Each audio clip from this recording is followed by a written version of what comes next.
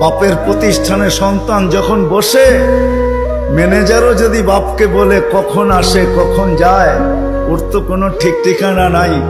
বাপ এক দুই দিন শুনে হয়তো তৃতীয় দিন বলে তোরা তো মাথা ব্যথা কেন, প্রতিষ্ঠান তো আমার, ছেলেও আমার, কখন আসলো কখন গেল এটা নিয়ে তোর মাথা ব্যথা কি? ঠিক না? সত্য তো? হ্যাঁ সত্য তো? বুঝাইতে পারলাম? এটাকে বাংলায় কি বলে? চোখে চোখে রাখা হয় না বেশি। কি একটা ভালো বাংলা বলেন? কি বলে? নজরদারিতে রাখা হয় না, প্রিয়জনের উপরে নজরদারি করা হয় না। কখন আসলো কখন গেল, ক্যাশ থেকে কি নিল কি রাখলো, বাবা বলে নিল তো আমার ছেলেই নিচ্ছে, অন্য কেউ তো নেয় নাই। আল্লাহ ভালোবাসে, আমাদের উপরে নজরদারি রাখতে চান না।